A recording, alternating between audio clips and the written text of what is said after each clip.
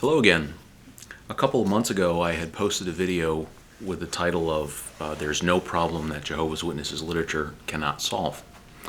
One of the observations that I made in that video was that the Watchtower organization, jw.org, is a business, a very well-run business. And the business that they're in is that they are a publishing company, and it just so happens that the topic of the publications that they make, the printed materials, the online materials, are Bible-based publications, and that is the product that they have. I'd like to go a little bit further today in my video, and this is going to be a fairly brief video, but I wanted to talk a little bit about what is the slippery slope that starts when somebody accepts a piece of Watchtower literature. So one of my videos recently, I had stopped by a jw.org publication cart or metropolitan witnessing cart while I was traveling for business, and I happened to be in the airport, and I had a brief conversation with some of the folks at that stand. But probably I think a lot of people are also equally familiar with the picture or the example of having a witness knock on your door at your home. Now, I don't know how many Jehovah's Witnesses have thought about the similarities that exist between business practices and the activity of Jehovah's Witnesses. There's a really good video on YouTube. It has nothing to do with religion. It has nothing to do with Jehovah's Witnesses or jw.org or the Bible or anything. The title of the video is The 6 Principles of Persuasion. And the context of that video is it talks about some persuasive techniques that are used in business to persuade somebody to do something, whether it's to buy a product or to agree to do business with a company. And it just so happens that for work I do business sales training. And I have used this video on the 6 principles of persuasion, and my class talks about that in some depth. And every time that I go through that session when I'm at work, I think of how many of the 6 principles of persuasion are employed by jw.org and the Watchtower. And I don't know how many witnesses would even recognize these techniques. So I'm not going to talk about all 6 of them. I'm going to talk specifically about 3 of the persuasive techniques that are used in the business world. One of the techniques is called consistency, and that is when you look for and ask for initial commitments that somebody can make. So for an example, if somebody would be willing to make a donation to a charity for pets, or for children, or for animals, or for homeless, or for the environment, or for veterans, or something like that. Maybe it's just an initial commitment, $1. Look at what we can do with $1. Look at what we can do with $5. So if somebody is willing to make a commitment to do a small activity, at some point, chances are that organization is going to reach back out to you and ask you to do that same activity again. You committed to giving us $1 previously. Would you consider giving us another $1? Or if you gave, let's say, $5 or $10 or $25 or $100, whatever the gift might be, whatever the charitable donation that you've made in the past, you probably have found yourself now on a phone call list or a mailing list, and that organization and other organizations like that are now also reaching out to you and asking you to make a much bigger commitment. So if somebody had originally said, would you give us $100 for our organization or for our goals, you might not do that. You probably wouldn't do that. But if you start off by giving a smaller gesture of $1 or $5, and if you do this 1 time or 2 times or multiple times, it becomes much easier for that organization to now ask you in the future to make a larger commitment. So that principle of consistency applies very much, I believe, to Jehovah's Witnesses, and I'll talk about that in a little bit more detail later. The other persuasive technique is to use a sense of urgency. So we've all heard limited time offers. Probably every day when we open up our email, especially this time of year around the holidays with Christmas shopping and whatnot, there are offers that are going to expire today or this weekend or by the end of the week. And the idea is if there's a sense of urgency, you can get something that will not be available to you shortly. So therefore, engage in business with us now. It could be that it's explained to you what you stand to lose if you don't take advantage of this opportunity. So I think we're all very, very familiar, intimately familiar with a company using a sense of urgency to try to motivate or persuade you. And another type of persuasive technique that's used in the business world is the technique of authority. And that is people are likely to follow the lead of credible experts. And that's something I did talk about in my previous video, where somebody who perhaps is a business leader would say, I endorse this book, I endorse this program of investment or whatever it is, and because they have that authority of being a respected member in the business community, a person might be more likely to follow their lead. So I think all of us can probably, in this very brief description that I used, I think all of us can understand and recognize these persuasive techniques that the business world uses on a regular basis. So how do Jehovah's Witnesses, how does JW.org, how does the Watchtower use some of these same practices? Well, the consistency technique is something that they use very, very obviously. And that is to say, they package the message carriers, the people who are coming to your door.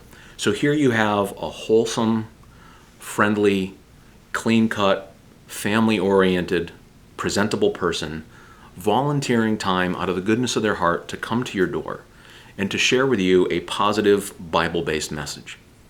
Now, if you ask a Jehovah's Witness, they are not trying to convert you, they are not trying to recruit you, they are not trying to do anything other than just simply have a friendly conversation based upon the message of the Bible. And no doubt, you probably have your own Bible. Well, the Jehovah's Witness will say, I respect that you have your own Bible. All I'm doing is just sharing a positive message.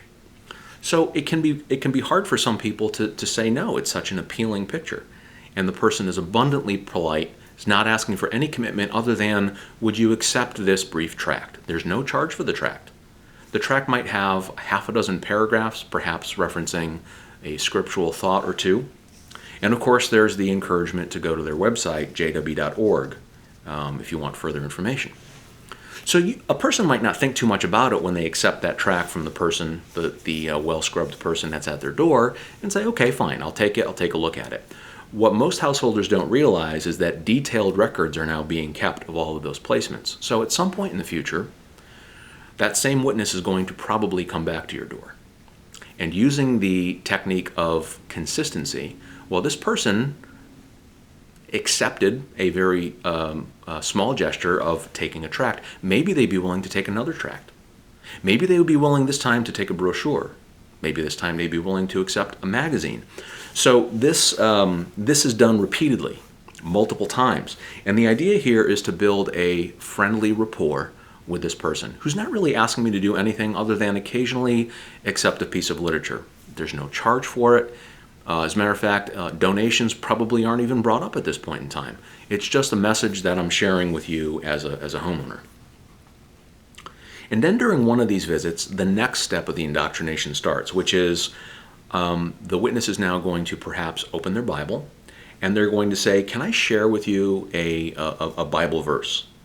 And that Bible verse is going to be handpicked to be not something that is confrontational or controversial. It's going to be a positive message. So the message is probably going to be about the paradise earth, that animals won't bring each other to ruin, there will be no harm in the paradise earth, death will be no more, sickness will be no more, pain will be no more. Fill in the blank with whatever badness might be going on in the news. Terrorism might be any more. If you have a loved one that has died and you're grieving over that, well, the hope of an earthly resurrection where you will be able to once again see your loved one, perhaps a Bible message is shared with you that contains nothing but something positive. And then this is done again, perhaps another visit and another visit. And at one point in time, now the next shift is, okay, so now that the householder has accepted the literature, maybe multiple pieces of literature, was willing to speak for 5 minutes with me about the Bible, and I can share with them a scripture, Would you consider learning a little bit more? Maybe we can talk for 10 minutes or 20 minutes or half an hour, and I can share with you yet another scripture and another scripture. And they specifically pick verses in the Bible where the translation that they use of the New World Translation is very, very similar in the language to perhaps the Bible that you have on the shelf, whatever that Bible may be. So they try to establish a foundation or the groundwork of the fact that the message we have is based on the Bible. It's not our opinion. It's a very positive thing. We're not trying to recruit you. All we're trying to do is share with you a message. So if you accept, maybe we have a 20-minute conversation about the Bible. Well, to make this productive, what we're going to do is I'd like to introduce this book that is based on the Bible that gives us a framework of conversation. Because we can talk about everything from the book of Genesis all the way through to the book of Revelation if we have an ad hoc conversation where we just follow our stream of consciousness and we talk about this and we talk about that.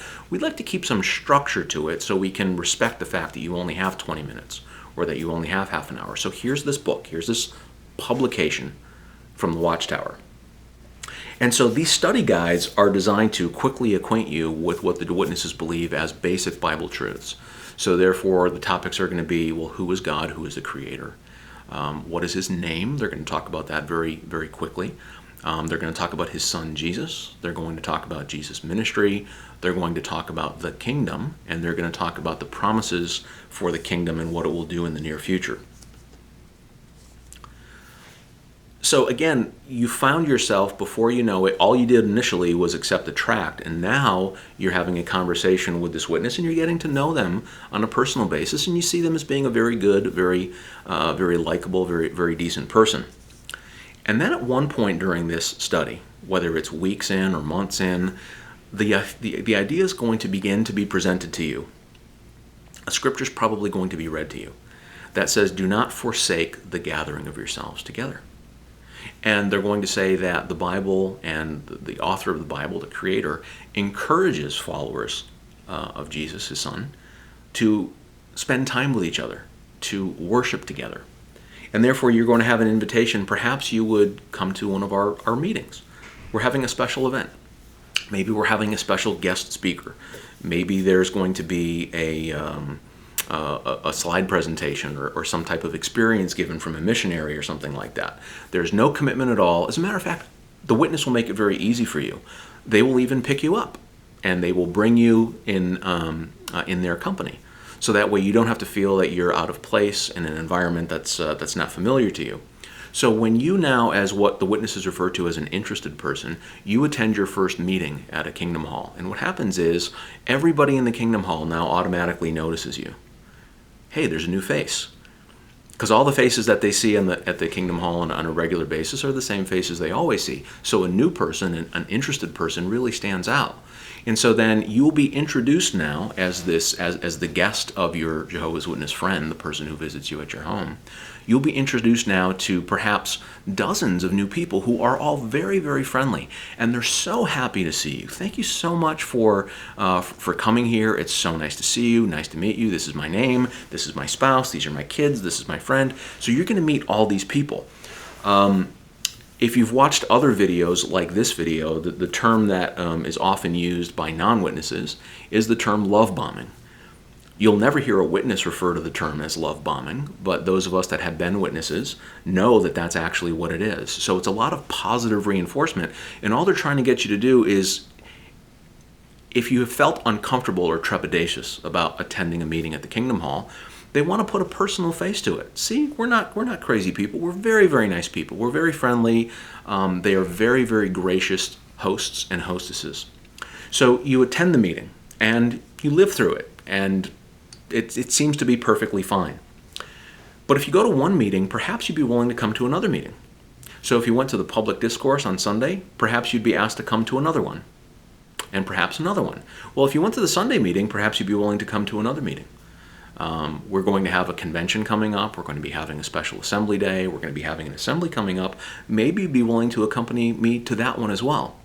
And now all of a sudden this network of new friends that you have that are abundantly friendly and very positive to you are also asking you to take part in social get-togethers that have nothing to do, presumably, with worship. It's just spending time together as people. Come to my house, we'll have a cookout, you can use my pool, we can play Scrabble, we can play basketball, whatever it is. So next thing you know, you have all this positive reinforcement from this network of friends that are keeping you very, very busy. At one point now, the next step is this person who is now newly interested and is attending meetings, perhaps we can get them to make a public display of making a comment at the meetings. So you will be encouraged to now make a comment. And perhaps the first time you went to the Kingdom Hall, you're thinking to yourself, boy, I could never see myself raising my hand, asking for the microphone, accepting the microphone, and giving a comment based on the topic that the witnesses are discussing at the Kingdom Hall. Perhaps the first time or two that you saw that done at the meeting, you could never picture yourself doing that. But now that you've been going to the meetings for a while, all of a sudden you're encouraged. Why we'll prepare with you. So perhaps the witness that you study with goes to the conductor and says, my Bible study would like to make a comment on paragraph 6. So when you ask the question for paragraph 6, maybe you can look over and notice that the hand of my Bible study will be up, and maybe you can call on them. So the first time that you raise your hand when you're at the meeting, it might be a very, very nervous experience for you. So you take the microphone and you give your comment and you read back the sentence or two, or perhaps you make some reference to the scripture that's cited within the paragraph, and you give your comment. What you don't realize that you're doing is you are publicly and personally associating your name and your identity with the message. It's a rite of passage. So when you are an interested witness and you make your first comment at the meeting, what happens at the end of that meeting is all of a sudden you have dozens of friends that are encouraging you. What a wonderful comment. That was fantastic. And they're slapping you on the back and they're shaking your hand and they're just effusive with praise. And they're trying to reinforce what you just did. Perhaps you can do that again. And so you walk away from that meeting perhaps thinking, wow, that was great. I did something that challenged my comfort zone and I didn't die. I kind of feel good. I have this euphoric feeling because I said a couple sentences into the microphone and then handed it back, and all these people are now my best friend, and they're very, very encouraging. So perhaps you do that on a regular basis now, and now it's time for the next step of the indoctrination. So the next step of the indoctrination is to become an unbaptized publisher, or to consider doing that. So some people who initially start studying with witnesses, many people have told the witnesses, I could never see myself knocking on the door of somebody and trying to proselytize to the public. I just cannot ever see myself doing that.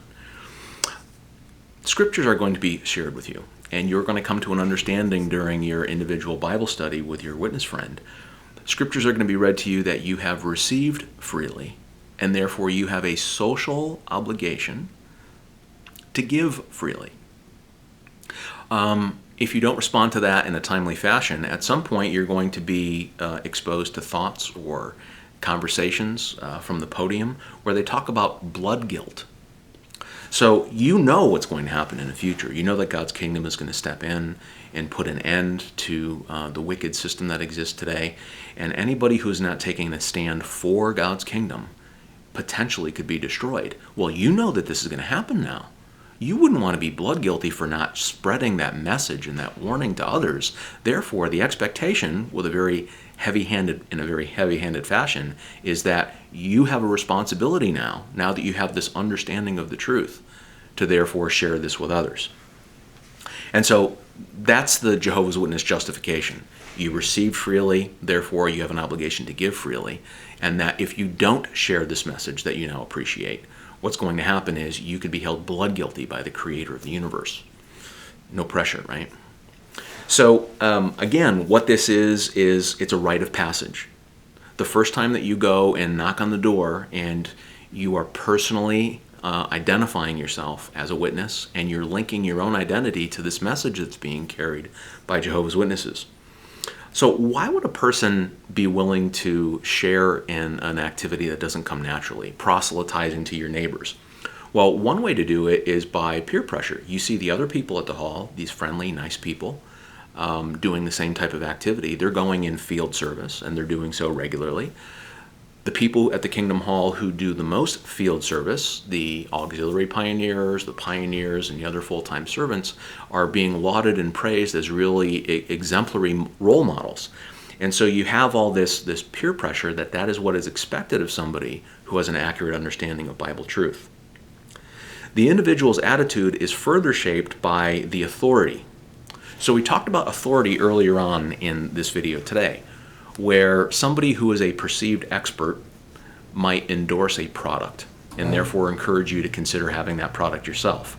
So the authority method of persuasion is none other than God himself expects you to preach this message that you've learned. His son, Jesus Christ, also did the same thing. He preached to people. The apostles did the same thing. The first century Christians did the same thing. They went house to house and preached the good news of the kingdom. Really? The first century Christians passed out literature going up and down their territory. They stood with the first century Christian version of a metropolitan witnessing cart, and they were in the public squares giving out literature based on the scriptures. You think so? Okay.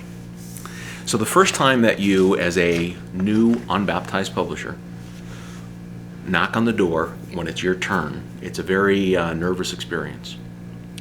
And perhaps you get the cold shoulder. Perhaps you have plenty of people who say, I've got my own Bible, I've got my own religion, I'm not interested at all. So you get used to rejection and you start building a little bit of a thicker skin. And what happens is, one of these doors, you knock on the door, and somebody opens their door and they are in the same position that you were maybe 6 months ago or a year ago. They see you standing there, and you're very presentable, you're very friendly, you're very nice, and all I'm asking for is one moment of your time. Would you be willing to accept this free tract that talks about the message, the positive message from the Bible? So once you do that, and the householder says, yeah, sure, fine, I'll take it. They take it. The feelings that you have of euphoria as you walk away from the door is, wow, they took that piece of literature. That's fantastic. And you get out your door-to-door record card and you start writing down, okay, that person's name was Jim and they lived at 123 Oak Street and it was Saturday at 2 o'clock in the afternoon when I visited them, and you're all excited and you have this positive reinforcement. But what's happened is now you've publicly associated yourself with this message. And once the witnesses or the organization gets you to do that, it's very, very difficult once you've taken that rite of passage to proclaim this message individually as a person, that you would ever now go counter to that. And so everything that started with accepting a tract, innocent as that may seem, now within a matter of several months or less than a year, you are one of those people that is going door to door and sharing this message with others. So once you've done this, once you've become an unbaptized publisher, and it is very difficult to go back, your actions have forced you, your own actions have forced you to change your attitude toward witnessing. There was probably a time where you would have thought, I would never, ever knock on the door of a stranger. I would never stand on a street corner with a publication cart and share this message with others. I just cannot see myself doing that. And yet here, within a matter of months, or perhaps a little bit more, you find yourself doing the same thing. So this continuous cycle of being busy and going to meetings and associating with other people that perpetuate this cycle, the next step from being an unbaptized publisher who's commenting at meetings and maybe giving parts at this point is now to become a baptized publisher. And so by being a baptized publisher, I don't want to be too controversial here, but the baptism ritual is a death ritual, at least the way the witnesses do it, where you are now put down under the water to represent that you are dying to your former course of conduct or your former way of life, and you are being brought up or raised up to life by being taken up out of the water to this new life that you have that has been dedicated ostensibly to the Creator and to His Son, Jesus. But what has ended up happening is you've also, by taking that public display of baptism, you've also dedicated yourself to the will of a Spirit-directed organization. Watchtower, Jehovah's Witnesses, jw.org. So you took a public oath in front of a group of people when you become a baptized witness. And you've dedicated yourself to the Father, the Son, and their named organization, their named Spirit-directed organization. So that is the slippery slope. That is the ultimate goal of the witness who is trying to place a piece of literature with you. So some of the science of persuasion that we talked about was consistency. You'll do an initial, probably painless act of accepting a tract. And if you did it once, perhaps that will find you accepting a larger commitment of a Bible study eventually, and then going to meetings, and then becoming a publisher, and then becoming baptized eventually. So the additional commitment is always out there. Once you're baptized, it continues. Well, why don't you auxiliary pioneer? Perhaps you could regular pioneer. Maybe you could reach out to be a ministerial servant or an elder, or et cetera, et cetera, et cetera. No matter what steps you've taken publicly, there's always going to be that next incentive or that next promotion that you can receive within the organization.